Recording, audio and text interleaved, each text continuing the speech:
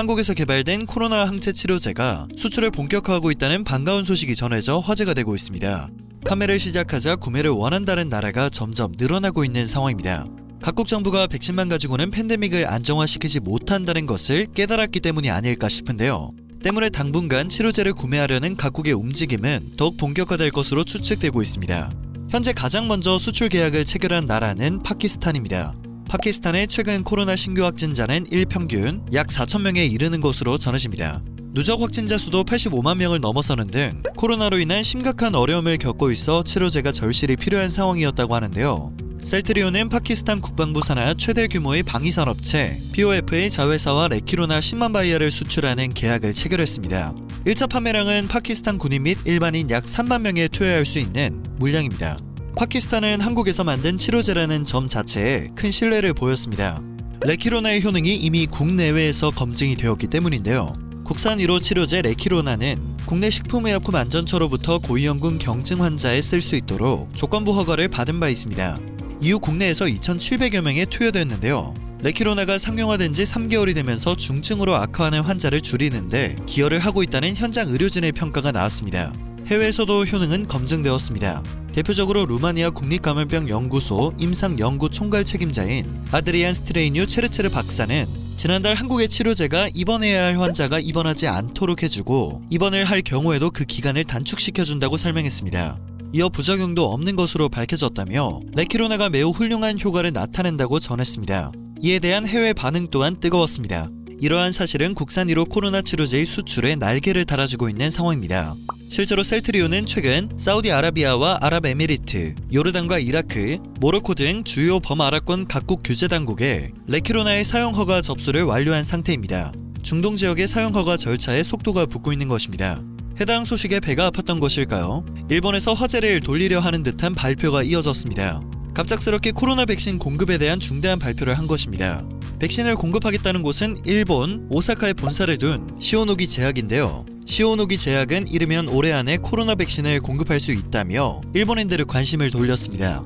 또한 한국산 치료제의 본격적인 수출 소식 때문인지 기자회견에서 대시로기 사장은 치료제에 관련된 질문도 받았는데요. 그는 조만간 좋은 소식이 있을 것이라고 답했습니다.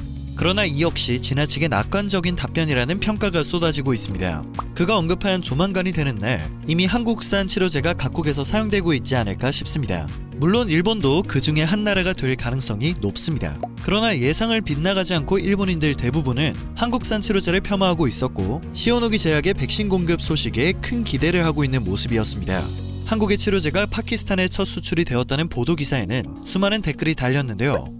사기 PCR 키트와 불량 주사기, 그리고 이번엔 치료제, 한국이 재난을 돈을 벌 기회로밖에 보지 않는 것을 잘 알 수 있다. 승인이 되었다고 하지만 아직 3,000명 미만의 자국민에게 투여한 약물을 수출하는 한국은 심각한 부작용이 발생할 경우 어떻게 책임을 지겠냐는 것일까? 문제가 생기면 한국을 비난해주세요와 같은 댓글이 500개가 넘는 공감을 얻고 있었습니다. 시오노기 제약의 사장은 작년 12월 임상시험을 시작한 코로나 백신이 후생 노동성의 승인을 얻으면 연내에 1천만 명분 이상 양산이 가능하다고 설명했습니다.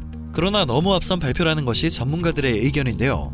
후생 노동성의 승인도 아직 멀었고 양산체제 정비조차 준비가 되지 않은 상황이기 때문입니다. 그럼에도 시오노기 제약이 백신을 연내 공급하겠다는 소식에는 긍정적인 반응이 쏟아졌습니다.